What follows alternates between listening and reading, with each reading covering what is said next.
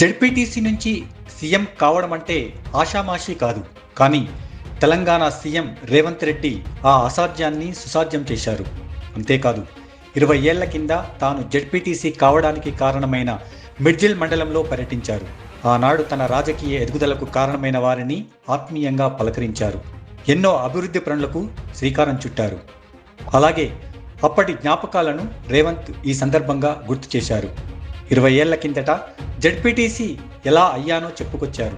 అప్పట్లో దివంగత వైఎస్ఆర్ నిలబెట్టిన కాంగ్రెస్ అభ్యర్థిని ఎలా ఓడించానో కూడా రేవంత్ రెడ్డి గుర్తు చేశారు. తన చేతిలో ఓడిపోయిన అభ్యర్థి గురించి మరీ చెప్పుకురావడం విశేషం.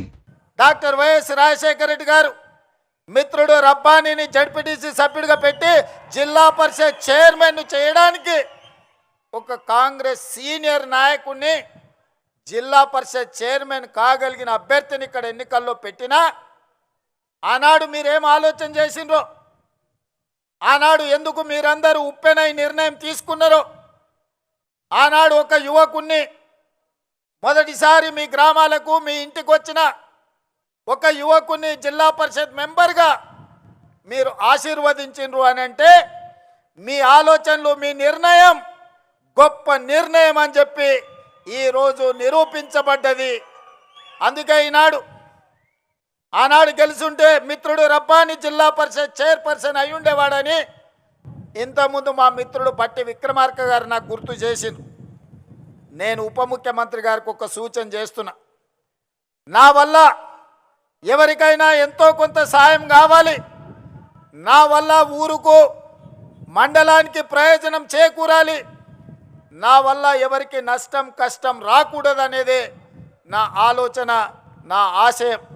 అందుకే ఉప ముఖ్యమంత్రి గారికి, జడ్చర్ల శాసనసభ్యుడికి, పార్లమెంట్ సభ్యుడు మల్లు రవి గారికి ఒక విజ్ఞప్తి చేస్తున్నా. ఆనాడు నా మీద ఓడిన రబ్బానికి ఈనాటి ప్రభుత్వంలో ఒక మంచి బాధ్యత ఇవ్వండి.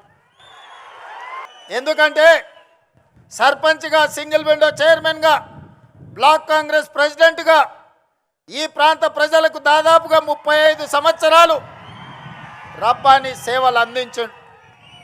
మరి ఆనాడు అనుకోని పరిస్థితుల్లో రబ్బాని గారు ఓటమి చెందిరు, నేను గెలిచిన.